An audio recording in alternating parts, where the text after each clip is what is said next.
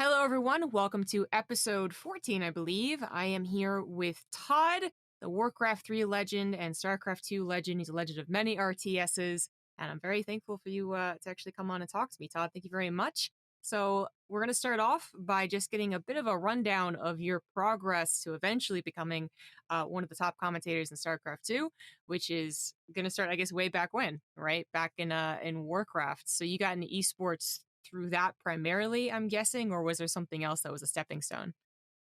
Hello. First of all, thank you for having me. Pleasure to be there. Yeah, so initially, long time ago, very long time ago, I started by playing like games on Nintendo and console and stuff.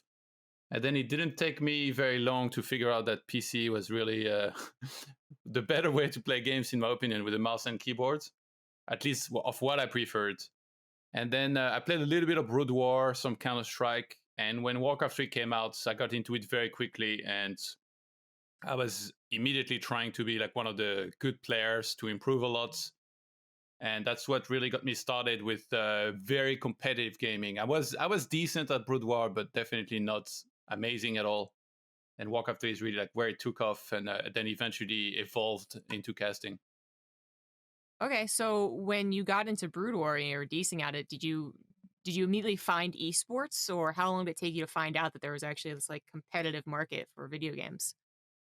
Pretty quickly, because back then I wasn't even playing at home. I was playing in internet cafes, and I knew there was like tournaments and stuff sometimes. And I remember I lived in the south of France, and like the Brood War scene almost entirely revolved around Paris. That's like where all the tournaments were and stuff, which was like, very far. I was like pretty young, so I couldn't really travel there. And I remember one time there was a big tournament that was being prepared in my city in one of the major internet cafes called Magic Cafe. And all the best players from Paris were coming for that. They all wanted that cash prize. They were like all the best players technically. And even Elki was there. And that was before he moved to Korea. And I remember actually I beat him with like a Zergling rush, like an immediate pull, and I rushed. So that was like my moment. I beat Elki with a very, very quick rush. And so I knew about tournaments pretty much immediately. That was like kind of my dream already back then, to maybe one day go to Korea and compete, especially seeing guys like boxers, like one of my major idols, seeing like some of the like Elki Gur, I think it was, you had Smuffed, and yeah, there was a couple guys that weren't necessarily, from Asia that went there and that managed to be very competitive. I was like, I would love to be able to do that someday, but I pretty much knew Brood War wasn't going to be the game because it was just way too hard a game and people were like way too good. It was a pretty difficult game. But then Warcraft came out, and I know, that was one of my introductions actually into just more competitive gaming was Warcraft 3. Of course, I was definitely playing more arcade than than 1v1s like most people, but it sounds like it really hooked you in, and then from there we're just like, yeah, I want to be competitive at this. Yeah, I think like very quickly I figured out that I wanted to be like the best player that I possibly can beat, and I would like to give this pro gaming thing a shot. And it was a very difficult road at first. Like I had a lot of problems. Like I was getting very nervous at tournaments. I did a lot of stupid things. Like I bought a wireless keyboard and mouse, thinking that it was the coolest thing ever. And like we're talking like probably like 2002 or something. So imagine the delay on everything back then. And it was like so silly. So I did a lot of stupid things like this that I eventually found a way to fix. And eventually it took me a while, but I became better and better at the game and started performing better in tournaments. And then you solidify yourself as one of the best Warcraft 3 players ever. So I kind of discussed with Roddy a little bit, but help me out here. Like, what was the hierarchy of the Warcraft 3 non-Korean, non-Chinese players, I suppose, right? Like, were you number one at points? I think like for a very long time, it was like the Koreans used to be the best and then the Chinese caught up. But Hmm. for a long time, the Koreans, it was like StarCraft, they were the best by far. Nobody could really compete. And then outside of that, as far as Europe goes, there was me and Grubby that were two of the guys that could somehow fight with these guys. I would not rate myself above Grubby. I think like he has like way more earnings. Like for me, if you look at the earnings in a game. It gives you a clear idea of who the best ever is. It will be very hard to argue against that. Or like, yeah. Like if you look at StarCraft 2, for example, Maru's first, Serral is second. We can say, like, saying that they're the two best ever is maybe like overkill, like in terms of, like, it would be hard to rate Maru necessarily above Serral, for example, because Maru maybe won like some 200K tournaments that maybe didn't matter as much. But what you can say as a term is that they're the two most successful players to ever play the game. They won the most money, for over 500K for both of them. So for Warcraft 3, I kind of look at it the same way. And like for a very long time, me and Grubby were like the only two out of Europe to like really like make a lot of money in tournaments. To this day, even though I've been retired for a long time and I just play like small tournaments these days, I think I'm still like 9th in earnings of all time in Warcraft 3 with like 150K or something. Grubby has like 300K. So obviously I will rate him way higher than me. Like he beat me in a lot of tournaments. Sometimes I beat him. But yeah, it was mostly the Koreans and then us and then eventually the Chinese. There was this guy that's called Sky that started kind of like a revolution because he was the one guy from China that could like not just compete with everybody else, but won a ton of tournaments. And it inspired so many players to pick up the game and try and get good at it. And then eventually, now we just had the World Championship finish like a week ago, and it was 2 Chinese in the finals. And like they have so many good players. So now there's like a giant scene which kind of revolves around China a lot more. Yeah, I was watching some of that, like if I see something I think is interesting or if someone I follow is like, this is a really exciting match, I try to hop in and watch, even though I'm not really very familiar with Warcraft. But anyway, so you got to be very good at Warcraft. That's undeniable. You're very good at Warcraft. And then at some point around 2008 or 9, StarCraft 2 was announced. And did you know that you're going to hop on to StarCraft 2? Or was that more of a natural progression? Was Warcraft kind of falling off at that point? Actually, I thought I will never play a game professionally ever again. People kept asking me. I had a lot of people tell me like, oh, you're very good at Warcraft 3, like League of Legends is where the money is going to be, like you should switch to that. And I was like, that is never going to happen. And I've been wrong sometimes when I say stuff like this, but for this one, I was pretty sure that just wasn't the type of game for me, even though I like MOBAs sometimes. Yeah, I just couldn't see myself playing this game necessarily. Like, nothing against it. I'm not like a hater or something on the game. It's just sometimes you play a game or you listen to a music genre or you eat a food and you're like, that's just not for me. And that kind of was it for me with League of Legends. So I thought I will never be a professional gamer because it comes with, like, in my opinion, quite a bit of stress. The practice regime is just insane. I think like unless you've been close to have done it or you've experienced it, you will never really be able to anticipate like how much practice it takes. And I thought that during my time where I was a professional Warcraft 3 player, I sacrificed a lot of outdoors time or a lot of activity time. I never really did sports. And I always had a state of mind where I just need to be practicing every hour of the day. And like even sometimes eating seemed annoying, sleeping seemed annoying, like brushing your teeth or showering seemed annoying because there could have been more games that I could have been playing. And I think it's like a pretty unhealthy thing to develop over time. So I was like, I never want to be in that state of mind ever again. And I would rather do other things like commentary, for example, instead of just thinking about practicing all the time and never really going outside, never seeing the sun, never doing any sports and all that. That's understandable. That seems like a really tough regimen. The you did transfer over though, first and foremost, into StarCraft 2 as a pro gamer. I mean, I remember commentating some of your games back when you were one of Europe's best Protosses. So, I mean, do you remember what you were thinking? Was that just years of being the same kind of like, oh, like I shouldn't be doing this as a profession. I should really move on to different things? Because, I mean, how long did that last, you being a pro gamer in StarCraft 2? Because I'm a little fuzzy when it comes to 8 years ago. Yeah, so I didn't play StarCraft 2 immediately when it came out. Like I said, I wasn't planning on being pro. And back at the time, I was living in China, and I remember I was like playing a lot of football. Actually, I should preface this by saying that one of the things that made me start playing Warcraft 3 a lot was that I was doing French boxing back then. I was doing quite a bit of sports back like when I was a kid. And one day I got kicked like pretty badly, and then like I hurt my leg really bad. So I had to spend a lot of time at home, and then I ended up playing a lot of video games. And I heard so many pro gamers, like successful pro gamers, tell that as a story. Like initially they were sports people, and then they got an injury one day, then they started playing a lot and got competitive. So that's kind of what happened. Like French boxing, ass kicks, sadly, and I got kicked badly, was injured, started playing a lot, and then got competitive in the game. And then I kind of dropped sports for a long time.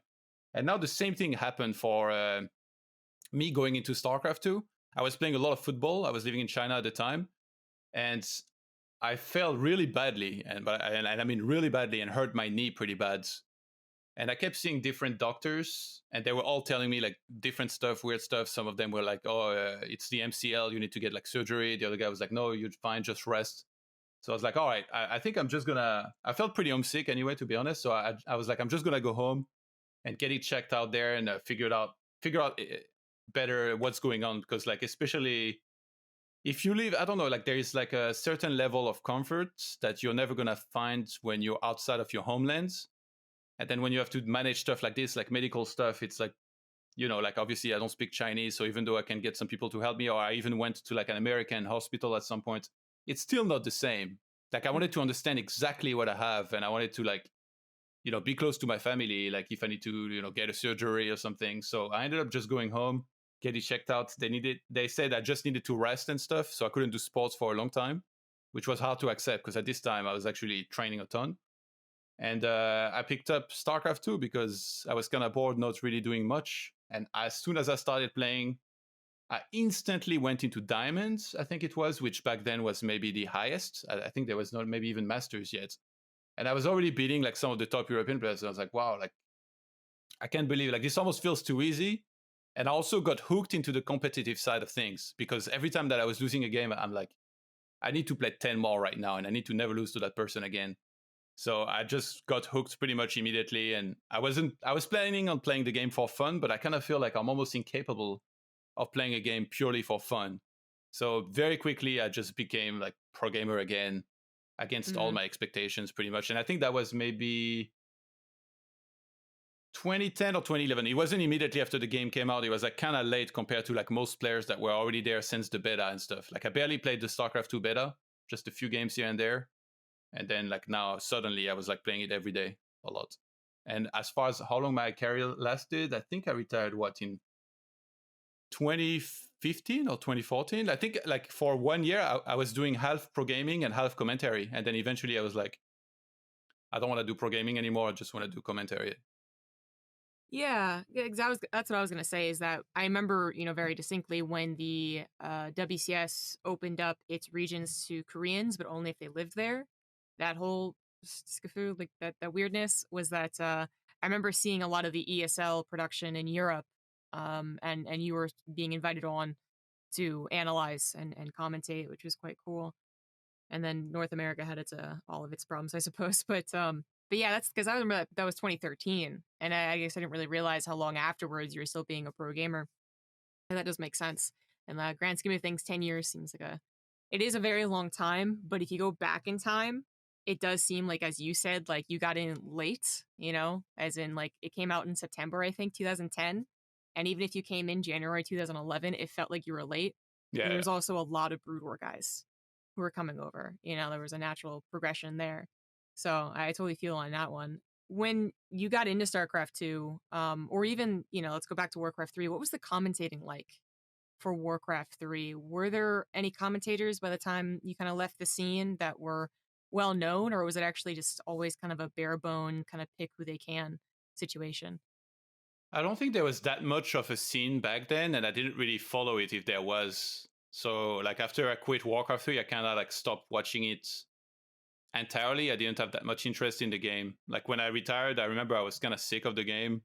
Like there was some imbalances that I really didn't like and stuff. So I just wanted to kind of like move on entirely. Like there is always like when somebody retires from something, there is like two types: the type that will still kind of keep up with the game and play here and there, and the type that completely moves on. I was definitely the person that just completely moved on and didn't follow the game at all. So I couldn't necessarily say. I thought that historically, we're talking about like the heydays, like maybe like 2002, 2003 through to like I retired around 2009 from Warcraft 3.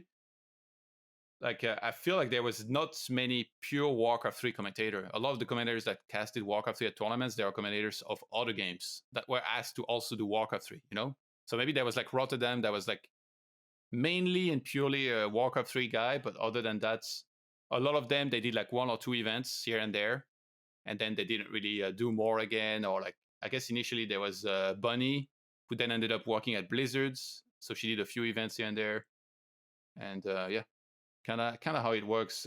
Compared to like now, you look at the StarCraft commentators, there was really nothing like that, where like there was this person that was like purely a Warcraft 3 commentator, and you'll see them at events and stuff. Rotterdam even said that in the beginning it never even felt like it was really a prestigious role. Now it's got something attached to it, kind of like fame, kind of like where we can actually how to say, like, build brands for ourselves and whatnot. But back then it was all about being a player. I think, esports as a whole wasn't really built up in 2010. It was still kind of coming into that second wave, first wave maybe being Korea and Brood War. And it just was like something that you were hired to do, and you didn't think you were going to get much from it, and everyone wanted to be a pro gamer. Did you say that was accurate? Do you remember like even considering doing commentary instead of playing once you got into StarCraft 2? Um, I think once I got in StarCraft 2, I was like so much in like a pro gamer mindset that I wasn't even thinking about commentary at all. That commentary just kind of happens. I think one of the earliest times that I commentated, I can't remember the year exactly. It might have been like 2010. I was in Korea and I got asked to cast a tournament, and I was already retired, so I didn't want to play the tournament. And they asked me to cast it in English. They wanted to do an English stream. And I remember I was like, oh, I don't really want to do it alone. I had already done that maybe like 2 months or something, like shortly before, by myself. And like, we're talking, I don't have any experience commentating. My English is way worse than it is now. And like, it's still to this day, I still feel like I could improve a lot. And like, they just put me in front of camera and want me to do something I've never done. And I don't know, my English is not that great. I did it the first time and I was like, it was a fun experience because, it was Warcraft 3. There was some like good games and stuff here and there, but I still kind of struggled, talking into a microphone, looking into a camera just by myself. So I was like, oh, I want a co-caster really bad there. So they were like, oh, we don't really have budget for it. So I got them to hire Rotterdam, and he came to Korea and stayed with me, like my closet of an apartment in Gangnam. Like I think I paid like 1K rent or something for like the smallest apartment. Really, like it was a closet. And yeah, so we stayed together and we casted that, and we had a blast. Like it was amazing. Like we were just hanging out all the time, clubbing. Like I think around that period, Apollo was actually in Korea, and back then he wasn't even into really doing any StarCraft. We were hanging out, so I already knew people like Artosis, Tasteless, and stuff. They always gave me a hard time because I was a Warcraft 3 guy, and they were Brood guys. And yeah, so it was fun with these guys, and that was like really, I guess, the first real proper casting experience here, where we were 2 people casting, and like we did our best to make the cast entertaining. But it was like, we rewatched some of the VODs not too long ago with Kev. Like a lot of them are gone, but we run into 1 or 2 of them.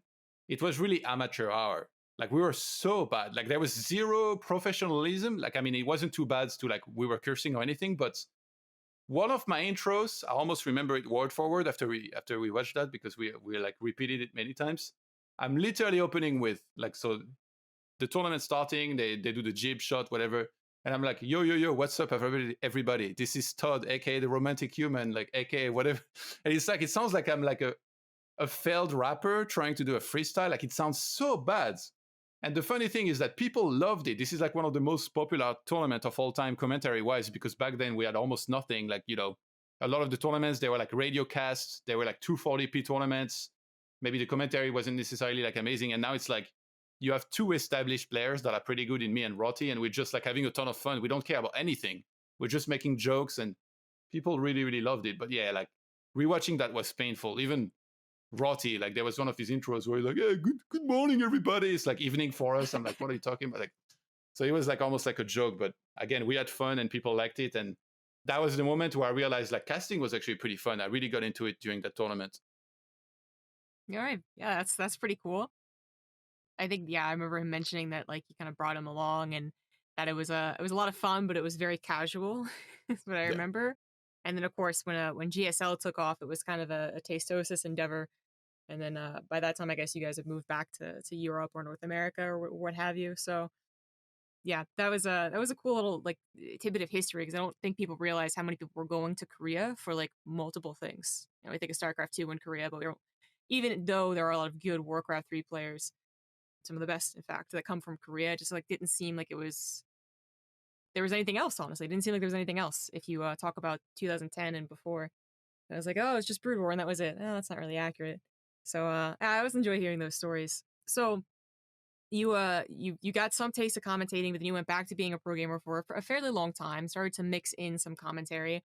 I mean, back in that time, I'm not asking you to do anything controversial, but back in that time, I do remember there being a lot more heated exchanges, shall we say, between the pros and the commentators. You know, and you have this interesting perspective where you were actually first a pro for StarCraft 2. Do you remember that era? Would you say that it is accurate that there was more complications, more arguments between players and casters back in the day than there is now? Which year do you mean? I mean, like 2011, I would say, is when I heard a lot of it, or 2011, 2012, yeah. Really? I don't really remember that around 2011 necessarily. Like maybe there was a few arguments here and there, but like I don't remember that as being significant enough to like remember that enough. I feel like if you're a pro gamer, you have more of a right. That's my opinion on it. And like that, you know, everybody has their own code and rules. If you're a pro gamer, you have much more of a right to complain about game design and balance than a commentator would, because you're the one playing every single day, putting in insane hours and like maybe struggling through certain imbalances. And to this day, I'm experiencing that. Like right now, I'm streaming Warcraft all the time. There is one matchup in the game that drives me nuts. Like it really drives me nuts. Like it almost makes me like I'm a full-time Warcraft streamer, and it almost makes me consider like stopping entirely just because I just can't enjoy it. And it's not, the evidence is here that it's broken. Like result-wise, with the best players in the world, they're also like switching race and stuff. And sometimes I've heard the commentators say stuff like, "Oh, but this guy won a game here and there," or like maybe it's not so bad and stuff. And like I really, really dislike that, because I feel like even though they commentate a lot of tournaments and they also commentate the best in the world, maybe they won't understand it as much. So that gave me an entirely different perspective. There used to be a time where maybe when I was a commentator, I would have argued about balance with pro players. I would never ever do that again. I don't care who says anything. Like if a Terran player is telling me Protoss is bullshit, I'll be like, yeah, sure. Like I'll never try to argue about balance with them, no matter the matchup. I don't care. Like if a Protoss tells me Zerg is too strong, if Zerg tells me Protoss is too strong, all of that, like they're free to say whatever they want. It's not for me to try and tell them that a matchup that they play every single day for like so many hours is like different than it is. Now, if let's say we meet at an event and we're eating in a restaurant, which is not too likely right now because of COVID. Let's say, even if it had happened like before COVID or something, like I'm hanging out with some players and they're trying to have a discussion with me about balance, I'll objectively say what I think. But other than that, I would definitely stay away from that stuff, because I feel like the pro gamers, they have much more of a right to like talk about balance and stuff. But yeah, I remember there's for sure been some exchanges in the past, even between commentators sometimes too. Like I remember actually when I switched, when I started doing commentary and I was still a pro player, I've also had some of my own arguments and stuff. And already back then I felt the way that I do now, that commentators, they perhaps shouldn't talk about this as much. Well, so yeah, certainly on balance, and that was a really big problem. You know, speaking of 2011, 2012, Proven Infestor was quite a big deal. But just in general, it felt like, you know, there was a lot of more talk about the pros being like, yeah, the commentator just like, should have said things wrong, and then said it as if it was a fact. I mean, did you have those feelings when you were a pro watching the commentators? Did you watch commentators commentating your game post the match? Yeah, there were a few times where for sure you're listening to a broadcast and you can tell like the commentator doesn't know the game nearly as much, but now understand that there's much more to commentary than actual pure game knowledge. And that's a very important distinction to make. This is like, let's say there's a very good player that wants to start streaming, and then he looks at the numbers of a much worse player than him having like 1K viewers on StarCraft. A lot of them are going to think like, what the hell? Why does this guy have 1K? Well, that's because he's damn entertaining and he's an established streamer who's put the hours in. He's been streaming very consistently, maybe for years, to be able to achieve that. So who are you to think that because you're just going to start streaming now and you're a much better player than him, you're going to get the views? Like you don't even have a webcam on. You're not even commentating your freaking games. You think like it's enough? That's not necessarily the best entertainment that people might have asked for. And I think there is some similarities in that. I remember that for sure when I was a pro, I listened sometimes to commentary and I was like, okay, these guys just don't know what they're talking about. But it's a very rude thing to do, to just come out and say, like, this guy doesn't know what he's talking about. Like, commentators can bring so much more than pure analysis. Of course, if a commentator is always saying wrong things, it's a problem, right? But even the way you're going to oust them, you need to be careful with the way you do it, right? Like, it's a difficult thing to do very well. And like, I always thought that a lot of pros did that because maybe the commentators were harsh with them in their commentary, right? Like if a pro gamer has like a really bad game where everything's going wrong for them, and the commentator goes, I don't know what the hell he's doing, then every time that player will watch that commentator the next time, he's going to pay attention to what he says. And then if he says anything wrong, which can happen a lot, like even if you know the game a lot, like you don't necessarily know what the players are thinking, what's happened in their practice. Like not everybody is going to agree what is a correct play or what is incorrect, or like strategically and stuff. So I remember thinking that, and then eventually I feel like my opinion got more educated. And I also think like it's not cool to call out people like super strongly. I feel like to be able to call out a commentator on like saying a lot of wrong things, they would have to be really bad and really wrong for a very long time. Like everybody's going to make wrong calls sometimes. There is a lot more that goes into commentary than people might think. Like you and I know that. Like it's very easy to sit at home and like you're in your couch eating potato chips and watching on the big plasma TV, and you're like, how does he not see that this drop is happening there or something? But a lot of people don't understand that when you go to tournaments, there's so many more factors than this, you know? Like, first of all, we have to dress up like, or for a long time, we had to dress up in like full suits and stuff. It's not really comfortable. You're behind a desk standing up, like, and then the TV is sometimes really small and really far. So even though for you, it's very easy to see something, we're like talking the whole time. Our level of focus purely into the game is not even the same. Like what you're thinking while you're watching at home is not what you're saying out loud. So your level of focus can just be maximally on the game. And sometimes you're just talking to yourself in your head. You're like, what an idiot. Like, why did he say that? I would have said it like that, and that.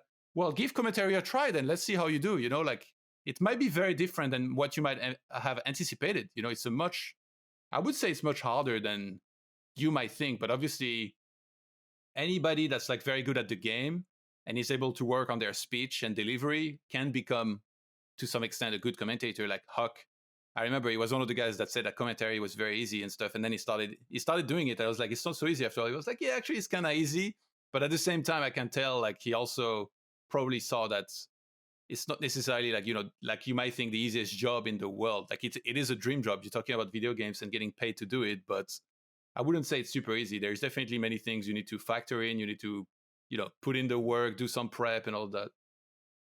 Yeah, which is what all the, this podcast is about. But it's funny that you bring up Huck because he actually, kind of notoriously got in trouble as a commentator for Overwatch. So maybe the job isn't as easy as he said it was.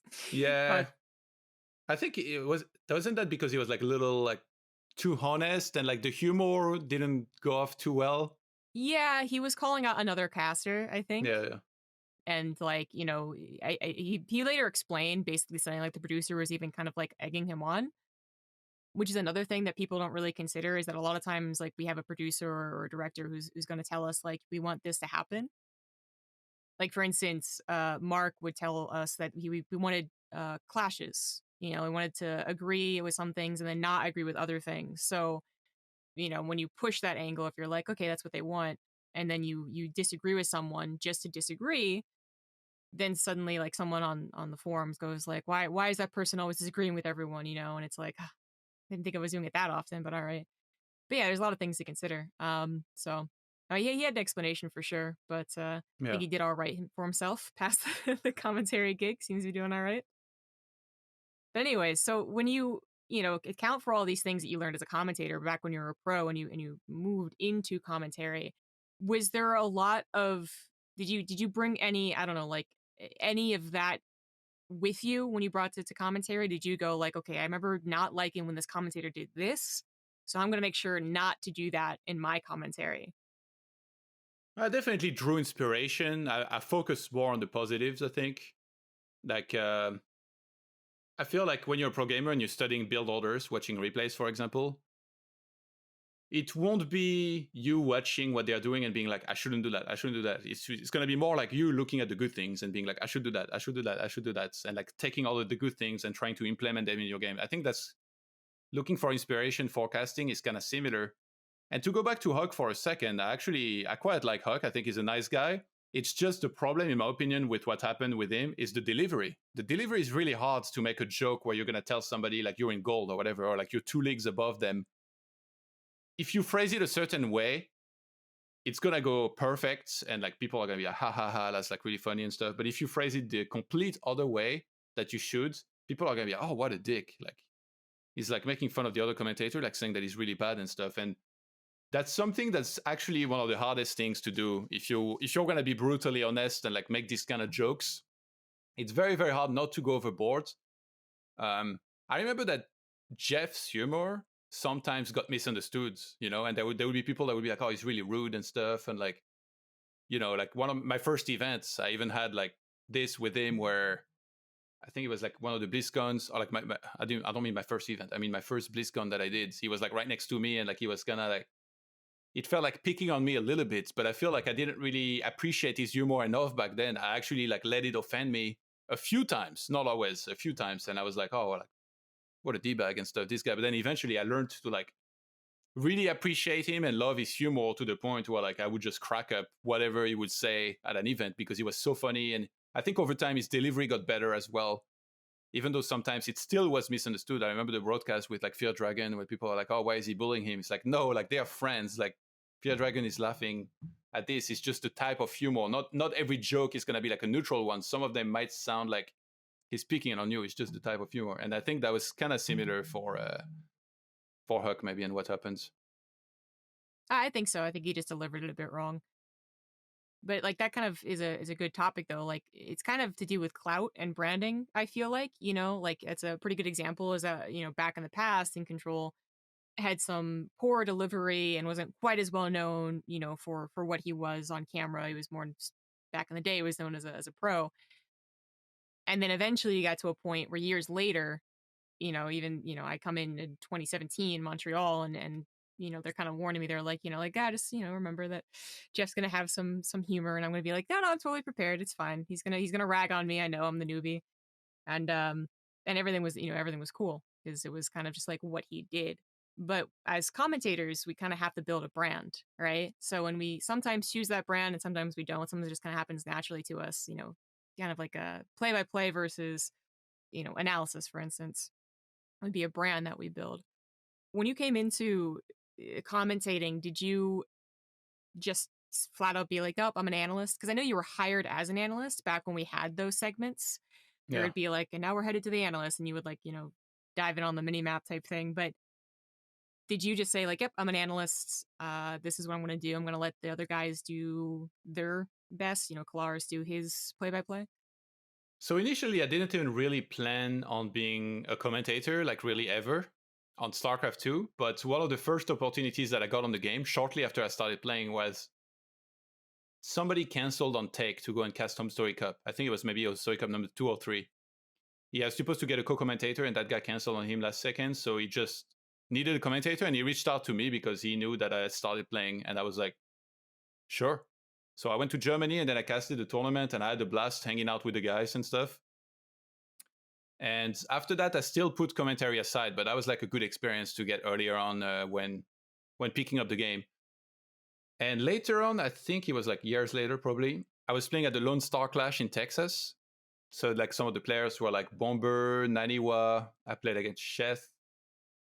I lost pretty early, and I was kind of bored, and somebody offered me to cast a game. And I think I cast maybe with Axel Toss or something. And I think Carmack was watching or something or heard about it. And then he reached out to me after, and he's like, oh, I kind of like what you said. I thought that was pretty good, and I would like to hire you for like Katowice to be an analyst. And that's when I went to Katowice, not to play, but to be an analyst with, I think it was QXC, me and Jared Kale and QXC. So it was a really funny dynamic on the desk. And I had a lot of fun doing that. But at this time, I was not casting. I was only doing desk segments. They were only starting to do desk segments at the time. Like it wasn't even, there was no desk before that. It was just casters. But these guys, like they are very innovative. Like guys like Carmack, he watches a lot of football and stuff. Like they watch various sports, like guys like Apollo, to find ideas on how to make the broadcast better across multiple games that they work on. And I think that's amazing because like now, can you imagine watching a tournament where there is not a desk? That's like almost impossible. Like the desk just brings so much, in my opinion, to the actual tournament. Of course, if you have two casters like in StarCraft, who everybody's really good, it's still going to be entertaining. But the desk still adds that extra flavor, makes it easier for the casters to just focus on the game and entertain during that time. And then different points can be provided outside of that. So yeah, that was one of my first main experience. And then after that, I was like, I'd really like to get a shot to cast next time. And then they gave me my shot. And after that, I did a lot of casting for them, whether it was like at IEMs or other stuff. So that was really what got me started with it. So when you finally started actually commentating, did you, I guess, what do you remember working on? Oh yeah, sorry, yeah. I can't ignore no, that no follow-up worries. question. Yeah, I wasn't purely an analyst, I would say. Like back then, I think I had a pretty decent level, but only with Protoss. So I would always ask to cast all the Protoss games and not really much of everything else. But I think like even a lot of pros probably would say that I knew the game pretty well. So I would just focus on talking strategy. And my big challenge back then was to try and break it down in as little words as possible. Because if you get me starting to talk about strategy, I could literally go on forever, and then it wouldn't necessarily be well phrased. I'd just be going and going and rambling and rambling. And that's something that when you're casting, you still need to make room for your co-caster. And I was really quite terrible at play-by-play. So I would literally just, outside of fights, talk a lot about strategy, what's happening, what could happen, like mind games, everything. But as soon as the fight started, I was like, time to shut up. And then my co-caster takes over. Kailaris is one of the main guys that I've cast with a lot, and I think he's got one of the best play-by-play in the game. So I would always like make a lot of room for him to do his thing and just like cast those fights. So yeah, purely analyst in the start for a very long time. Did you ever decide to work on anything else, like not even just play-by-play, but like did you look at like your hosting skills? You know, and by hosting I mean throwing and leading the conversation and stuff like that. Did you ever decide like, okay, I'm gonna try and improve on that? Yeah, eventually I try to work on every aspect. I feel like being a very good caster, I mean, obviously you could be a fantastic analyst and then you still be a very good caster, but I feel like for me, there was definitely potential to improve on everything. I'm never going to be like, oh, I want to really become a play-by-play caster or something. But yeah, I wanted to work on like the way you can pass it on to like the host and stuff. Do a little bit of play-by-play myself, so that's, you know, if there is like a 5-minute fight, it's not just my co-commentator talking the whole time and like running out of breath. So I know how to take over, like obviously if they want to stop for a little bit or like to help out. I think storytelling is super important. That's something that I eventually found out about. At first I was like an analysis purist. I was like, no, I only care about analysis. I don't want to know about anything else. Like I don't care about play-by-play, stupid. Like I don't even want to. And then eventually I figured out that, you know, that wasn't true. There is so many different aspects that are important. You could have very good play-by-play and analysis, but then where's the storytelling? Where's the humor? So the humor is also something that I worked on a lot, especially listening to guys like Jeff, who is just the best ever for that. And I worked on my delivery of jokes and stuff. I try to. There's always a balance you need to be searching for, right? You don't want to make too many jokes, but you don't want to do too little either, right? There needs to be some banter in there. Like the viewers need to be able to have a few laughs maybe in the game, but then, like I said, it needs to be the right amount and it needs to be at the right moments. You know, there's not going to be a big fight starting and then you're just like cracking some joke and then you make like the fight almost irrelevant in comparison. Like, so in my opinion, like good casting comes down to that, finding all of those things and like kind of mixing them in together and just making things flow, having the right amount of, you know, a little bit of everything. Yeah, absolutely agreed. I think a lot of people would say that your humor works well with a lot of the what we would have considered the old guard, you know, the guys that went to the holiday bash, because they are just, you know, all of them are hilarious, were hilarious. So did you ever like, was it really just watching them, you know, like watching Tasteless, you know, after the cast at a bar or whatever, or watching Jeff, like was it just watching people that kind of gave you the humor that you have now, or did you already have this humor and just kind of let it shine on the broadcast, or did you work on it? Did you study? No, yeah, I think like I've always gotten along pretty well with a lot of these guys. And like I think off camera, maybe like everybody's also really funny, but there's a lot of stuff that maybe not suitable for work necessarily. So like, yeah, you need to be careful what you say on air. And it was just about like again, improving delivery perhaps on camera and picking the right amount of jokes. It's like very easy. For sure, I've had some casts with like, especially with Roti, where we just go completely overboard. Like we get completely sidelined with just like making inside jokes about UFC. Like anybody that doesn't watch UFC will not understand. That's also one of the things. Like we have a lot of like inside jokes, like private jokes or memes that we have between each other. And sometimes it's very tempting to go for one of these on broadcast, but then nobody understands what's happening. So yeah, like this is something that's for sure you need to think about sometimes in advance on like how you're going to manage that and everything. And yeah, I think just listening to everybody, hanging out with everybody at events for sure has helped a lot. Just figuring out maybe what would be okay to say during a broadcast, because you have a very short time to think about it. And if you say something, you can't take it back. Like if you make a really bad joke that's like completely inappropriate, it's going to be very hard to get away with that. So you need to be careful. Yeah, absolutely. I think the other thing that people will point out that you are one of the best at, if not the best, is on the desk, actually. So it sounds like maybe this is just experience because you started off on the desk. You started off as like literally only being pointed to as the analyst on the desk. But you always have a way of like, of just seemingly very, like being very natural, yet providing very good analysis when it comes to those desk segments in particular. And just like for the audience, desk segments are actually kind of difficult because you only get a certain amount of time. I know to the viewers, it seems like we talk forever, but it's really not. So I always thought that you were very good at this. You could, condense analysis into 2 or 3 sentences, bring up some really important points, build that story, and then always do it as if you're very relaxed and casual and not trying to, hurry up and get the information up because we have such little time, blah, blah, blah, blah, blah. Did you already find yourself in a natural position to do that and you just have never really had to change? Or have you worked on this specifically? Do you ever like prep a desk segment and know exactly what you're going to say, or does it just kind of come out? Honestly, I think the StarCraft talent nowadays all do that really well. I never thought of myself as like the best guy on the desk. Like if I watch tournaments nowadays, like even recently we were in Katowice, and actually I was like pretty disappointed with how I did myself personally, but I listened to everybody else very closely, and I was like, there is nothing that's being missed. If there's a story to tell here, a win streak of someone, like what this means historically, everything is being told perfectly as it should be. And I feel like that's part of why in StarCraft 2, I very often hear about like the whole crew just being the best for the job. There's never really a dull moment. There's like nobody that stands out and that's suddenly like doing bad and stuff. Like honestly, I've been really impressed with everybody in StarCraft, and I feel like that comes from a place of just passion and spending a lot of time on the game. So I don't think that, I mean, I could be wrong. Like maybe some people have worked very hard on that, but I don't feel like it almost like necessarily count as work necessarily. It's just like a lot of the StarCraft commentators are really involved with StarCraft. Like if you look at the guys that casted the DreamHack or ESL Pro Tour recently, right? All of you guys are streaming StarCraft daily, watching a lot of the matches. Like you live for StarCraft. So I'd like to think, like, I don't want to take any credit away. Obviously, like I said, maybe people did work, but I kind of feel like like everything falls into place by itself because you guys already watch everything. You know all of the stories.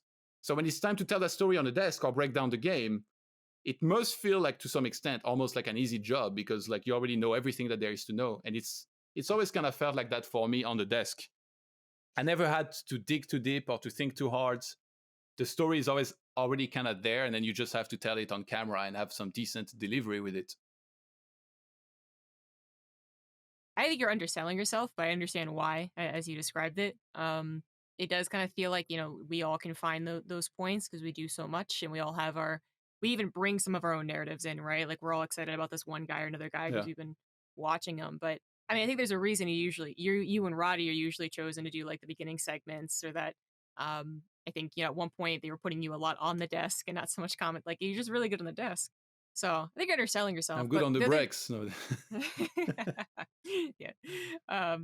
But I think the other thing that I would notice, right, is that you're very good at actually bringing up like the technical aspects. I think it's also something that our past producers have really loved about you is that by that I mean like prize pool, right, and always making sure to push that home and to push the points, right, even back. Yeah. The first event, Leipzig, like everyone's like, oh, it doesn't really matter, but you would kind of push it anyways. And did you ever sit down and be like, you know, what's not being pushed? You know, these things aren't really being talked about often enough, or is it just something that you found has always been important to you? You know, you're the esports earning guy, so it's just a natural thing, or did you make a point to push that into the story? I think like already when you're casting, or like for me, like I'm often asking myself, what's the most important thing to bring up right now? I kind of talked about it before, like you need to mix in the right amount of humor to analysis and stuff. And it's kind of similar on the desk. But I would say that casting is more spontaneous. You can't really think in advance too much, like what you're going to bring up. Maybe for the intro, like the stats that you want to bring up, the stories and stuff. But then after that's not as much. But there's definitely a part, I guess that's maybe going to answer your previous question, where sometimes before I'm going to cast, I try to think about 3 to 5 points that maybe I'm going to want to bring up, whether it's a statistic, a story, price pool. And I often ask myself the question, what would be beneficial to the cast to bring up? And I don't always get it right. Sometimes I bring up completely stupid stuff that like shouldn't even have been added on. And I think that comes from being a pro gamer. Like when you're a pro gamer, you need to ask yourself the right questions a lot of the time. In a game where you're really far ahead, the only question you should be asking yourself is, how could I lose right now? Like, what could he try that maybe would give him a chance to come back and I could lose? And like, it's something that's like built in you. If you've been a pro gamer on an RTS, you always have to ask yourself that question, because otherwise you're gonna throw a lot of games that like you otherwise never would have thrown away. And I kind of developed a lot of the same habits when I was casting. And I think for the desk, probably even more so, because I'm not a native speaker of English. And I feel like sometimes if I try to flow too much and like just improvise, my delivery would be really garbage. Like sometimes I try to say something and then I listen to it after. I'm like, that was completely upside down compared to how I wanted to say it. So that's why sometimes I would think hard on like what I would want to bring up, and then just it's only delivery basically once the segment starts, because I already know pretty much everything I want to bring up in what order. What was the question again? I kind of get lost. Whether like you chose to, specifically when it came to like the money and the prize pool and stuff like that, if you ever made it a point to bring it up. Yeah, so like my answer is that I always try to ask myself what would be the best thing to bring up. Especially you can kind of anticipate what people are going to say on the desk. You know, if I'm on the desk segment with Roddy, I know that the game breakdown is already covered. You know, I don't even need to go into that. I don't need to be like, oh, you know, it did Phoenix because of this game, like something happened before. So I'm like, especially if Roddy is going to speak first, like you're not going to get a chance to talk. It's going to be like the silliest echo chamber. Like, you know, it comes to me and I'm like, oh, yeah, no, I agree with everything Roddy said. Those Phoenixes really are like perfect. Like it's useless for the broadcast. So you need to learn to improvise for sure, right? You need to bring your own thing that will benefit the broadcast. And sometimes, you know, that's going to be another story. Sometimes it's just going to be a joke. Like, you know, you're just the guy that is going to crack a joke and then we move on to the next guy. And then, or like maybe Kailaris will move on to the next points. If there is really nothing to add, sometimes it's hard, but it feels like there is always something to add.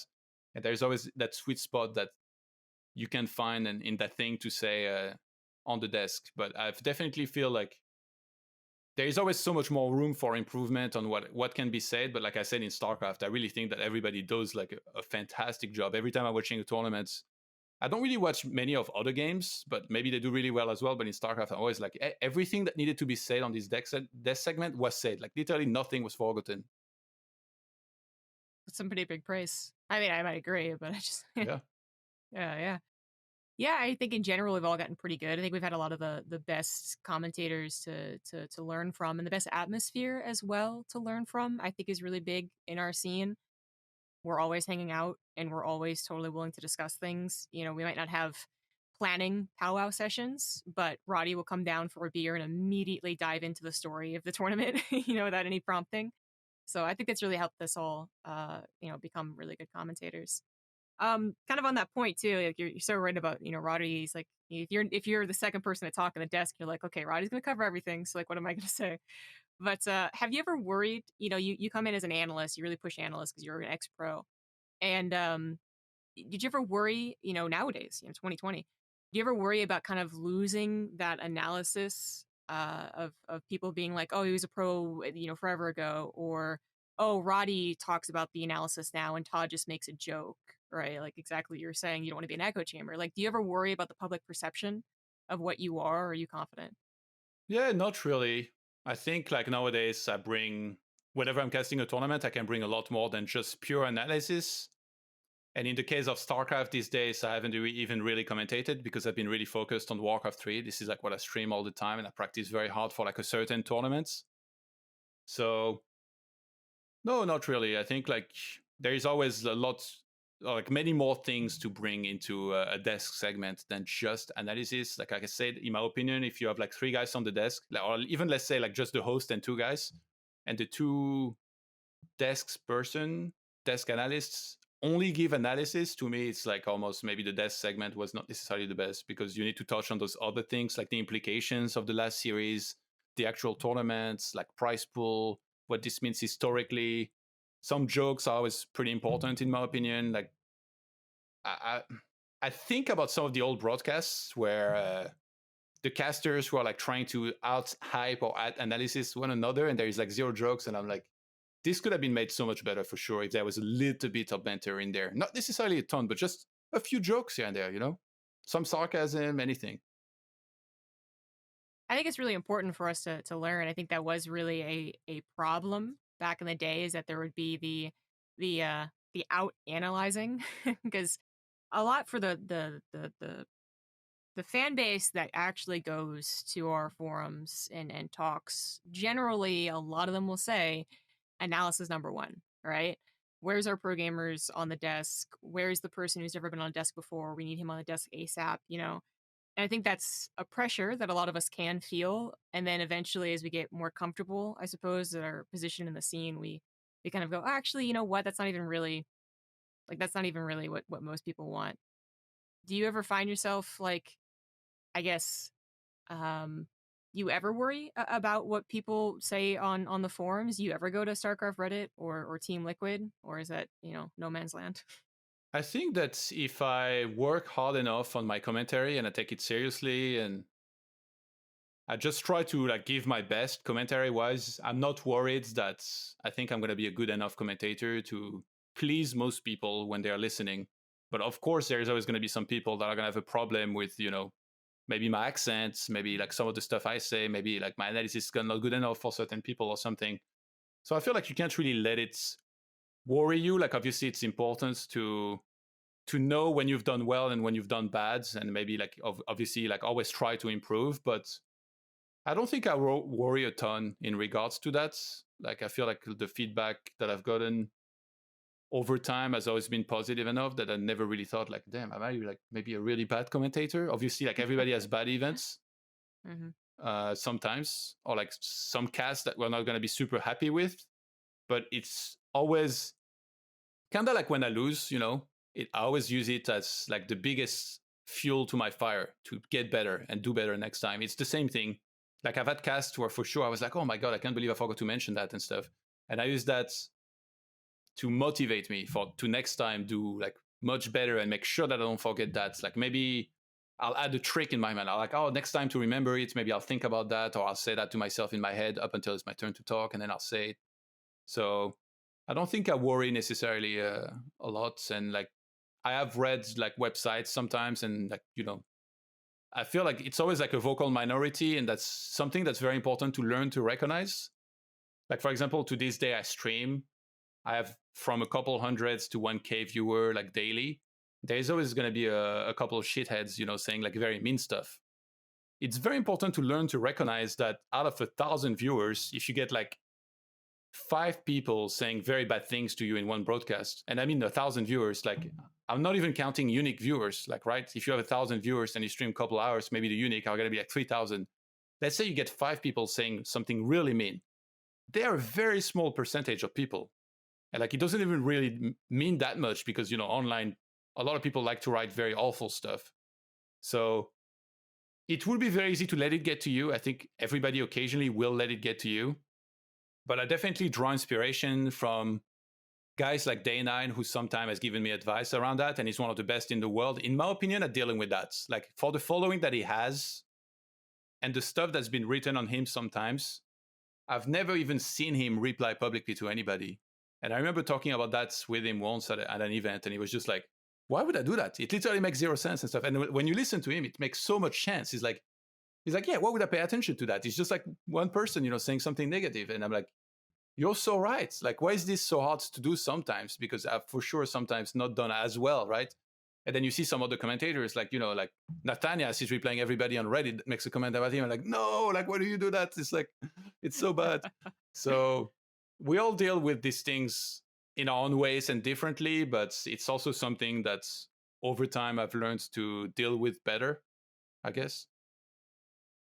I think you're absolutely right, but it is awfully tempting, especially when something so wrong. Like that's what really bothers me. They can be like, I just like ZombieGrub, and I'd be like, fair is fair. I don't know. And then there's people who are like, oh God, recently there was Team Liquid post that said that we get paid to hype up foreigners more. And I can't let it go, Todd. Yeah. I had to post that one. Or like you've probably had that, like somebody makes a comment and they say like, oh, I can't believe that like ZombieGrub said this and it was wrong. And then you think back on the thing and you're like, it's not even me who said that. Like, it's like, what?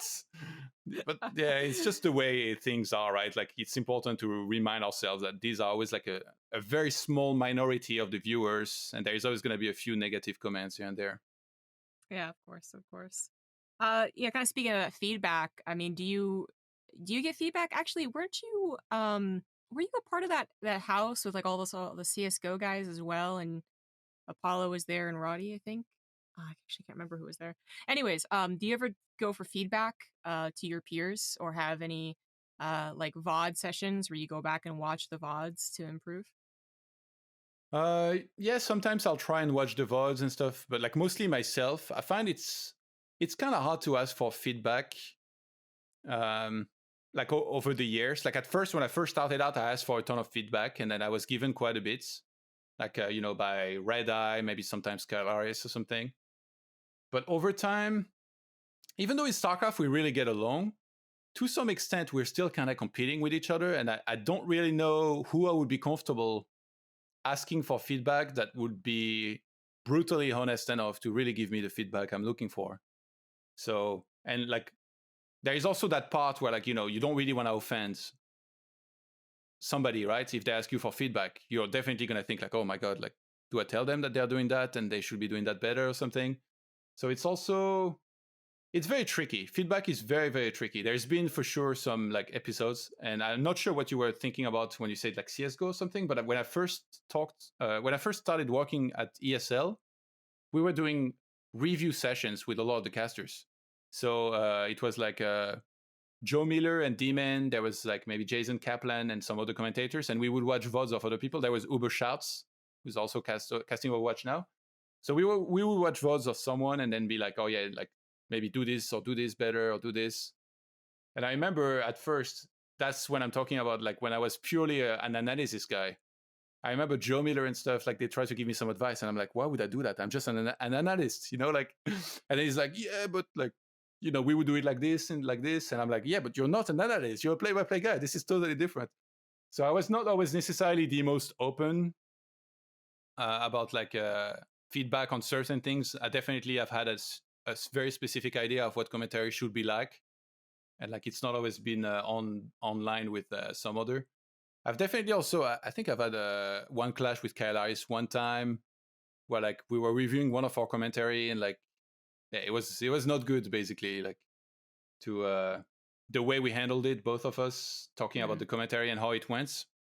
But overall, I'm still considering like one of the people that we do very well when we cast together.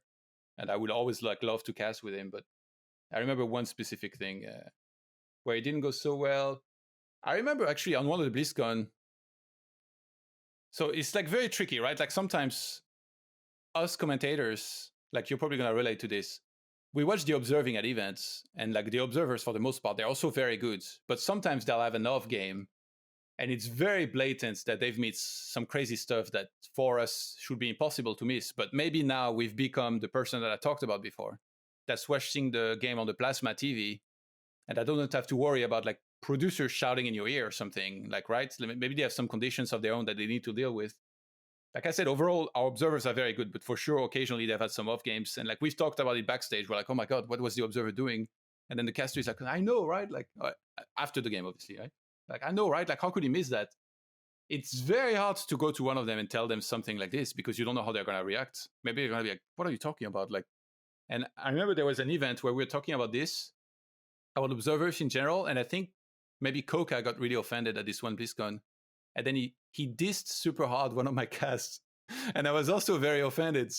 So this is bad after that because it creates like frustrations between people that obviously like while we're casting and he's observing, we don't have to interact or like get super along, but it still sucks because it's people that you're going to work with at event. It's people that you usually get along with super well, and then if we start getting offended, like in this case also he was being super unreasonable about the thing that he said. He said like, yeah, you guys basically had no idea what you were talking about during that game, and then he gave zero explanation as to what we said. And I remember I thought about the game, I was like, no, we said the main thing that was going to happen with the base trade and stuff. He's like, no, the base trade was never going to go that way, maybe, or something, but like not in a constructive way at all. So that's a very tricky part if you're going to give feedback or receive it, is to be able to do it, to deliver it well enough that you don't offend the person, right? But I feel like once you ask for feedback, you already kind of enter that territory where somebody could say something that might offend you. So you kind of need to be prepared for that. But it's very tricky, right? Like, I don't know how much feedback you ask for, but I know the last few times that I've asked people for feedback,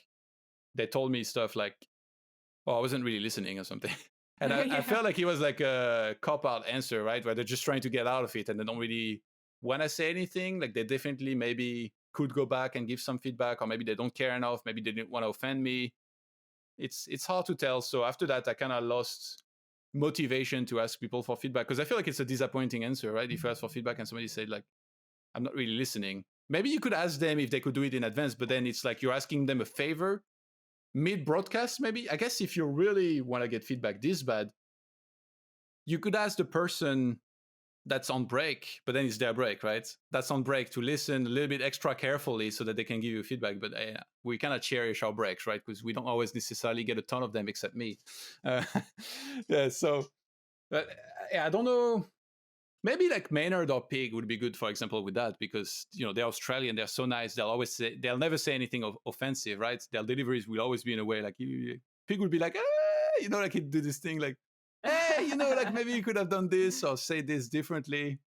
Yeah, they're pretty good at that. I can imagine Maynard just being like, well, I would have said it this way. A very polite way of saying you said something wrong. I agree. I think there's like a couple of different problems. Like one, asking for feedback during an event almost always is a bad idea. Kind of for like the thing you were describing. Like I know I was at an event and it was actually a very stressful BlizzCon, and there were many things to account for. Like for everyone, the host, the stage host, the desk host, the casters, the observers, all of us had something that was kind of going a little bit wrong. So, that was absolutely not the event to be like in the middle of the event, be like, hey, you missed that drop. That's just not going to lead anywhere. It was like we were in like a mine, and like anything that would spark a bomb. So I don't think that's generally a good idea. Although I do think I've had a couple of people be like, hey, I'm going to try this thing. Let me like know how it turns out. And I don't mind listening a little bit more on my break. But and then the other thing is that I think you have to be very specific with the feedback you request. You can't just be like, hey, how is the entire tournament? They're going to be like, oh, I only watched occasionally, so I don't know. But if you can be like, hey, here's a link of when I did some play-by-play, I don't think I did it really right. What can I do better? That's kind of what I think we benefit the most from. But I in general, I think you're right that it's a bit disappointing to get feedback. Most of the answers are going to be like, I wasn't paying attention, or yeah, I'll get back to you, and they never do. And it's just because, they're busy or whatever, and it's not personal. And I do think that self-feedback is the way to go. And I think I've always been more of that like kind of intrinsic person where I want to do my own feedback. I want to watch my own VODs, as painful as it is, as opposed to having someone else watch. We all have that. Yeah. I don't think anyone likes watching their own VODs, but I've talked to some people, Todd, that people who are like, I watch every single VOD right after. And I'm like, how do you do that? Like, what is your life? But they did for feedback or because they enjoy it? For feedback, for basically like just like hardcore criticizing their own cast. And I was like, wow, that's pretty hardcore. Anyways, so do you go back and watch the VODs? Or are you just kind of like after the match, you're like, oh, I missed that one thing, I gotta be better next time? I've watched some. Like I don't always do it, but I've definitely watched some here and there to see. I mean, usually it's more after the game, like because it's still fresh in my mind. I got a pretty bad memory, right? So if I try and remember a game that I cast yesterday, like, I mean, I'm not gonna remember anything. But immediately after, when it's fresh on my mind, for sure, I'm gonna think a lot about how the cast went. It's like a very important habit to kind of build in my opinion, if you want to improve. Instead of just like, oh, the cast is done, like I'm gonna, think about like ordering pizza online or whatever on my next vacation. No, like you should be thinking for sure about what just transpired, like what you said in the cast and how it could have been better, what you could improve. And sometimes, yeah, it's not enough. You need to look at the VOD as well a little bit on top of it. But personally, it's mostly thinking about the cast or the test segment that just happened because it's still fresh in my mind. Yeah, that makes sense. When you have a bad cast, or it just kind of feels like no one's really getting the groove down, and like you're feeling a little bit like this is a curse event or something like that, or at least that was a bad cast. What do you do to get over it? Well, it depends the reason for that, right? You need to fix the reason of why that happens. For example, the most recent Katowice, I really hated like my cast and everything. I think I did so bad, and like the reason for that is that I've had like some health problems, and I had a deviated septum, which gave me sleep apnea. So my sleep has been absolutely awful. And then I flew from Anaheim just before, so I'm literally getting like the worst travel possible, going east, plus sleep apnea on top of it, and I just couldn't sleep almost at all before every single broadcast day. I'm so tired, but I still can't sleep. And then like I was ultra disappointed actually. Like it's also destroyed a lot of my confidence in my own casting on StarCraft. And part of why I recently declined to cast, I was asked if I would like to cast any of the DreamHack Masters, and I said no. So in that specific reason, I think it's important to work hard after that, right? It's like maybe just focus on improving every single aspect of your cast, but you need to find the exact reason of why maybe the cast went bad. Like, was my knowledge insufficient? Maybe because I've been doing a lot of Warcraft compared to StarCraft, and maybe not enough StarCraft before StarCraft events. Was I overall pretty bad because I didn't get sleep? Yeah, I need to fix that sleep problem. I recently got surgery on my nose to fix my deviated septum, so now I'm already sleeping a decent amount better. And I also can take some extra efforts to try and be like healthier and building a better routine to make sure that I sleep better in general and I have more energy. So that's the next time this doesn't affect me as much. So yeah, I'm always working to try and like fix all of these problems, and yeah, just identifying the reason. That's something that is very important for me. Like when you lose a game, you need to find out exactly why you lost and then fix it. And it's not always easy. Sometimes it's very obvious. The best way to figure it out usually is to watch the replay. But for casting, maybe it's the same in watching the VOD, but not always. Like in the case of the sleep, I know exactly like what went wrong, right?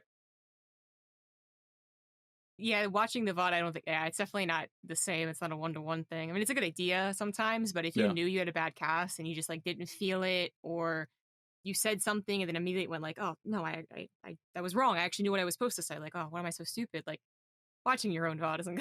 I don't think it's really going to help you very much. You're just going to be reminded about it. I know Pig actually is. I said he's recently got into the habit of it though, and he's actually found that it works for him to watch a VOD even though he thinks it didn't do very well. Well, And he's a complete sociopath, so that doesn't surprise me. I'm just kidding. he's I a love little you, weird, Pig. that Pig. Yeah. He just loves listening to his voice. Yeah, of course. Well, it's a nice voice. He has the Australian +10 to charisma. So Yeah. yeah. I think it's just like a different. It can be different for everyone. So like I would say to other commentators, experiment a little bit. But I just always feel like I know exactly what I did wrong, and like I think as far as maybe like some of the more technical aspects can be improved mostly by watching your own VOD, like enunciation and emphasis and hype and being like, oh, I didn't push that as hard as I thought I did. Yeah. That can be fixed watching a VOD, but if you're just not feeling it, or if you say something wrong and then thought it was wrong and just like second guessing yourself, like, that it's already in your head. Is my opinion. So many VODs either. You guys touched on like a couple of maybe hard conversation. So just let me know if you don't want to, really talk about Actually, it. But can I ask you something first? sure, go ahead. Like, so like, how do you fix the things that you think you did wrong? Do you add like some rules in your mind? You're like, okay, next time we get to this point in the game, I'll focus on that instead of that. Or do you just say to yourself, I shouldn't do that and I should do it this way? Because there is a certain way that you can. I don't know. For myself, I add to myself like a lot of habits or rules to manage certain things. Like even cast wise, it's also the same when I'm playing and trying to improve in the game.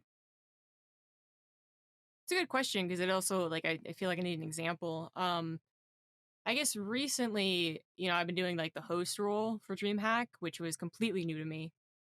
It's not quite the same as just like throwing and receiving, but I was quite nervous about that. And I know one of the first things that I realized is that I can't prep at all. Actually, the more that I prep, the more that I stumble. So I'm entirely free flowing. And Yeah.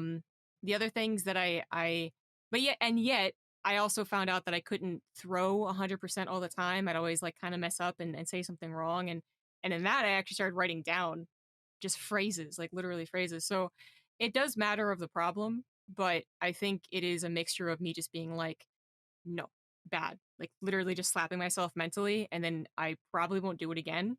And a mix of just saying like, okay, this situation is coming up. I should be careful with how I deal with it. You know what I mean? Like, because I think that's something I've learned more so is that instead of being eager to just immediately start talking, to just be like, okay, hold on, let me think for half a second here. Do I want to do that thing? No, it is safer to not do that thing. Yeah. But I think that comes out of experience, though. Like, I think as part of your casting career and playing basically anything in life is you got to push the boundaries, right? You got to go from really outrageous to really conservative, and then you got to meet somewhere that's actually good in the middle. So I don't know. I think just like billions of casts, Todd. That's that's what I do, and try to remember the habit, I guess. Yeah, hosting is a completely different beast to casting. So I know exactly what you mean because I've also had to dabble a little bit in like hosting on interviews, and it's like so different than what you might think. Actually, I got two stories that I can tell maybe about this. The first one is I don't know if you remember Mal, Yes, yeah. the translator. So he was one of the guys that like translated at events, and like he's very good at translating, but he didn't really have much experience hosting. And when he had to start hosting on stage, he figured out the hard way that it was so hard. Like a lot of the interviews were like downright, very cringy. It just wasn't coming off well. He kept apologizing in front of the camera. So it's like the most obvious example of how different something is compared to what you might think. Like obviously, if you speak Korean and you're watching a translator that you think might miss some words here and there, you might think like, oh my God, I could do better than this. And then you get on stage and it's an entirely different story. And the other one is when I first started doing stuff like interviews or hosting, it was the biggest disaster I've seen in my life. Like there was this Red Bull event, I think it was maybe in Atlanta in like 2014, part of the Red Bull Battlegrounds. And Mr. Bitter asked me to do interview. Just me, a player and a camera. And it's a joke. Like honestly, if I tell you how I did it, like you're not gonna believe it. So I wrote on a paper. Like at first, I thought I should try and ask like questions that I will just remember. Then I was like, oh, that's too hard. Like my phrasing is just too poor for that. So I wrote questions, but I was so bad about making the question short that they were like, it was like a whole paper of text. And I couldn't just hold it and read. So what happened was that an extra person from the staff would hold the paper right under the camera. It's so bad. It's so bad. If I could find this footage, like I would probably laugh my ass off. And then I'm just reading the entire thing, like super awkwardly, holding the mic and like holding the entire question, which lasts like 5 minutes. And then I turn to the player and he answers. And then I'm like, I'm so stressed that I completely zoned out. I'm like, oh God, there's an interview going on. So then I go back and then I started reading the next question. It was like complete disaster. And that was the day where I earned like a new respect for anybody that does like hosting or interviews. It's completely different than talking about StarCraft. Talking about StarCraft is easy. Like I've played so many games that it's just, you just start spouting out anything and it's just, that's it. You're already doing your job. You're talking about StarCraft. Like you play the game all the time. That's why I always thought that rehearsals were a little bit stupid. Like we're going to talk about StarCraft. I don't need to know when it's going to be thrown to commercial. That's Kyle Ice's job. That's not mine. So yeah. I can understand if you started hosting for the first time something, or you didn't have much experience in it, why it probably felt super challenging. But it's like a very fast learning curve at the same time, because usually like you immediately understand like the way you can do things better and stuff, and that is very hard in the start. I think eventually what happens is that we realize that there are transferable skills. Like it is very different, but obviously just like for instance with hosting, I was like actually really nervous and kept telling me like you'll be fine, like it's not that bad. And I think I did fine, but the initial thing that I did was I was like really like I had this whole thing planned out. You know, I was like Smick, so I was like pacing around, like trying to memorize my intro type thing. And I realized like it wasn't bad, it wasn't terrible, but I was like, that didn't feel very authentic. So now it's just like very, very chill. But basically, I went from this intimidating thing that I was building up in my mind to okay, it is still talking about StarCraft. Like it is still just hanging with people that I like. And as long as the atmosphere is good, right, then it doesn't actually matter as much what you say, to be honest. Many people don't really remember the host role for something that was really specific. They remember it for how you made them feel. Kind of the same for interviewing, right? Like, you know, your biggest mistake was probably writing a whole a whole Yeah, page it should have instead been of just like being bullet like, points in my head, right? Like yeah, 5 bullet points, and then I just flow from them. yeah, because then it's all about the player, anyways, right? So you know, and that can sometimes be problematic. Like, I understand when interviewers have bad interviews. It's not just because of them; it's also because the player's like, yes, no explanation. And you're like, no, God. But otherwise, I think just like it's actually about letting other people shine in these roles, which I think sometimes gets lost when you build it up in your own head. But anyways, yeah, that's a it's a complicated answer. It's a lot of figuring it out, and some people take 10 years to figure it out, and some people take a month to figure it out, and that's pretty lucky for them. But anyways, I was gonna ask you some of the tough questions. But again, feel free not to answer. But you kind of mentioned like not having a lot of confidence after Katowice and not doing a lot of StarCraft. I mean, do you ever worry about your presence in StarCraft? You know, I'm not just talking about the people who are talking online, but people who are even doing the hiring. Do you ever worry about your presence in this esport, doing so much of another esport? Yeah, maybe a little bit. Like I feel like in the future, I would definitely like to probably cast some StarCraft again. But I feel like I also have to get more into it, because these days I'm very focused on Warcraft 3. And the main reason is that I was offered by a team to play in a tournament. And when I do something, I do it very seriously. And I'm almost in like pro gamer mode as of late for a while, where I just play a ton, study the game an insane amount. And I didn't have time. I didn't have enough time to focus on StarCraft or to watch it. So I did watch a decent amount of the DreamHack Masters recently. But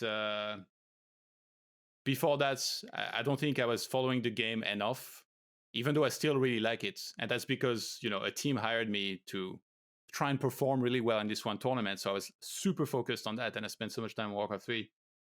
Uh, so yeah, for sure, like I feel like it's people, they always want to label you, and also that's like sometimes the people that hire, as like one thing. For the longest time, I kept being asked while I was doing both casting and playing, are you a pro gamer or are you a commentator? And the answer was always, I'm both. I play professionally, but I also commentate. They're like, no, but like if you have to choose one, that's the thing. I didn't have to choose one for a very long time, so I did both. Maybe sometimes I did. Sometimes I had to think, am I going to play this one, or am I going to cast it? Usually my answer would be, I'll play it until I lose, and then I'll cast it. So that's what happened many times in WCS. And like, I think twice I made like round of 32 or round of 16 or something. But for StarCraft 2, I feel like I'm established enough that if I tell a tournament organizer that I'm motivated to cast it, they'll probably give me the shot and take my word for it. And I know that in the future, if I want to cast StarCraft 2 again, I could probably do very well, especially now that I can finally sleep at least decently. So yeah, I don't worry a ton. Obviously, if I'm never given the chance to cast StarCraft again, that will really sucks, because I like the game a lot still to this day. But life would still go on, right? C'est la vie. So I still would be streaming Warcraft 3, probably casting Warcraft 3. But obviously, I still really like StarCraft 2. But there is nothing quite like your first love. And for me, my first love with video games, my first proper love was Warcraft 3. It's the reason why I'm streaming it a lot now, because I enjoy it a ton. and it was like really the game that also made me like or like I was much more popular, right, in Warcraft 3 as far as a player than in StarCraft 2. In StarCraft 2, I'm more known for my casting, maybe like for a lot of the newer people and stuff. And that's also like the reason why you see guys like Artosis and Tasteless stream a lot of Brood War recently, right? It's their first love. It's the game that brought them to Korea and like gave them like a very good, nice career with which they are like known around the world by like hundreds of thousands of people probably. So I'm not super worried like or anything. Like for sure, there's been moments where I ask myself, I'm like, oh god, like what if they never ask me to cast StarCraft again or something? Because I do a lot of Warcraft because I know that you're always going to be put in like a bracket, like so to speak, right? People are going to be like, oh, he's the Warcraft guy now. He doesn't care about StarCraft. You know, that's just not true. It's for me to handle that as best as possible.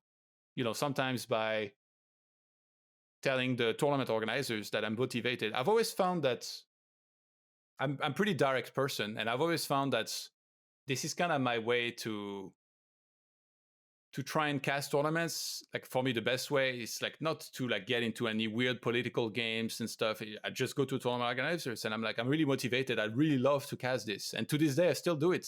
Like now, I've told the people in charge of the ESL Pro Tour that I'd like to cast everything that's Warcraft 3 related because I spend so much time on the game, and I think I can provide so much in a cast. For StarCraft 2, it's for sure gonna take for me to get back a little bit more into the game, maybe play a few games here and there, watch more streams, and watch a lot of the VODs, because even though I watched a bunch recently, like I feel like the more prep you get, the better. But yeah, as of late, for sure, the last StarCraft tournaments that I did, in particular Katowice, were for me a bit disappointing because I wasn't prepared as much as I wanted to. Like before Katowice, I was in Anaheim casting Warcraft 3, which is also a very important tournament. So I was maybe a bit more focused on that than StarCraft. So I definitely fell off a little bit in terms of like StarCraft knowledge. And it's not fair for me to want to do tournaments, you know, just for the paycheck. For me, I need to be passionate. I need to be passionate. And I literally said to the person now from ESL Pro Tour that there were for sure better people than me right now to do the job. So that's why I declined. I was like, there is so many good commentators in StarCraft. It's not fair for me. I barely watch the game. Like, why would I want to cast instead of them? Like, sure, I maybe could do a good job with like the banter, the joking, and like StarCraft will always click with me to some extent, where like even if I don't watch it for a while, I will still understand strategy very quickly because I've played professionally for such a long time, and like I just kind of understand the game. But it's still, in my opinion, not fair to like, you know, there is like you like Wardy and stuff that are always streaming like tournaments or like your own game, Rotty is like live every single day. I don't think it's fair like for me to be like to think that maybe the priority should be given to me in terms of casting that. And like I said, in StarCraft, everybody, in my opinion, that gets hired for the events is really good. There is not one person that I listen to and I'm like, I should have been casting instead of that guy. Like, it's just not good. No, that's just not the case. So yeah, for this one, I was sidelined, but maybe the next time, depending on like how it's going with my playing and schedule, like the main tournament that I was focused on, there's the last play day of the season next Tuesday. And it's actually a crazy scenario. 4 players have the same score. If I lose, I'm out. If I win, I'm first in the group. And you will need to get top 3 to advance. But if I lose, I'm 4th. That's nuts. I'm either first or I'm out in the group. And if I'm first, I'm directly in the semi. So I'm probably going to have some time after that, and I'll get back more into StarCraft. And then we'll see by the time next season of ESL Pro Tour for StarCraft 2 begins, like what's going on and stuff. But soon the Warcraft 3 season is starting, so who knows like how much time I'll have, right? Like, because I'm probably going to be casting a bunch of that. So it's yeah, I'm just trying to make it work as best as possible, and I try not to worry as best as possible. So for sure, sometimes I worry, but I do my best not to focus on that too much. Mm-hmm. Well, thank you. That was I know it can be like a really weird question, but that was a fantastic answer.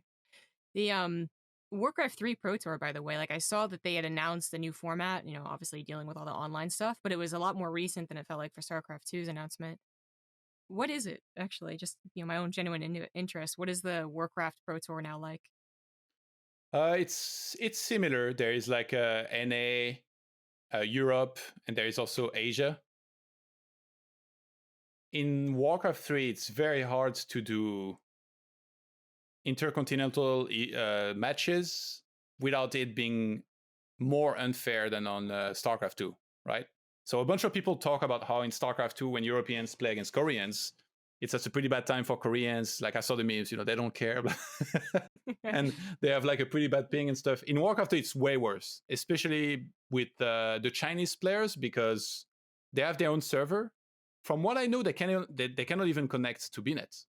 That's like region locked. So if you want to play with them, you need to play on Chinese server, with which a European will have between 160 if they're in Russia or like Ukraine, to 200 plus if you're like in Western Europe. And the Chinese player will have maybe around 40 to 60 ping. So it's completely unfair. So because of that, I think we pretty much cannot do a world championship. So we might just have multiple regions do their like own championship, and maybe we'll do after that like the I think there is the NA versus Europe one. I'm not sure. Like, yeah, the last couple changes. Initially, there was supposed to be a world championship, and then I think that was removed. And now there's just like the 3 regions and maybe some inter like between Europe and NA stuff. That sounds really complicated. Is it like what it was for DreamHack Summer was actually like a ton of StarCraft? It was 5 days. 5 days, I think, every week, or 4 or 5 days every week for 4 weeks. I mean, is it that much Warcraft you're going to be casting? Yeah, so like there is first the qualifiers, right, that start now soon, but I don't know if I'm necessarily going to cast that, because it's more like a community casters and stuff. But I haven't really looked super hard so far into the events. I think it runs from August 8th to August the 16th, I believe, is what I saw on Wikipedia last I checked, for both NA and Europe. The Asian one, I haven't looked as much.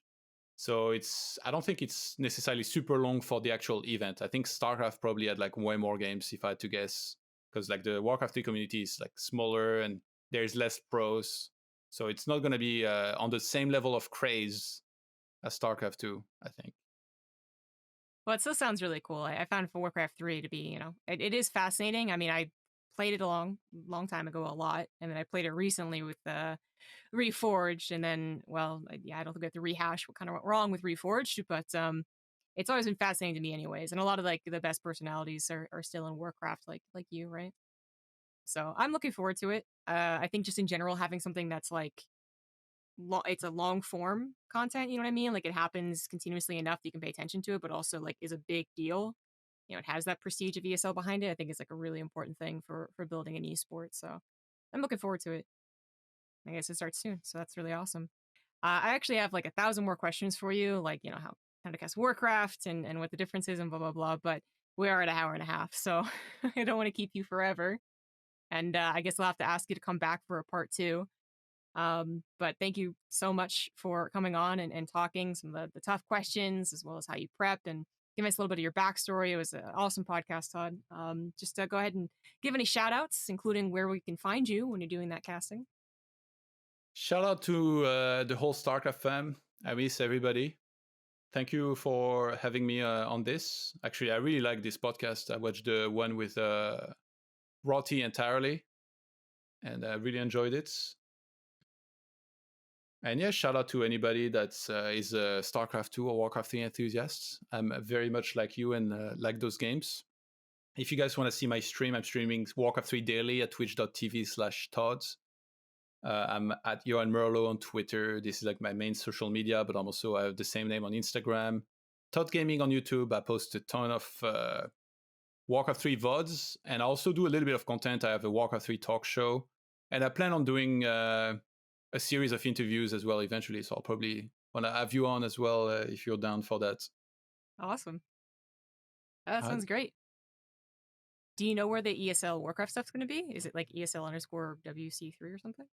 It should be. Like, I haven't gotten any detail yet. I don't even know like if I'm hired for any of it. That's why I know so little, right? I just know the little bit from checking online. So of course I'd love to cast. As soon as they confirm me, that's when I put everything on my schedule, and then that's when I know exactly everything that's happening. But I don't know exactly yet. So once they work that out and hire me, I'll know more.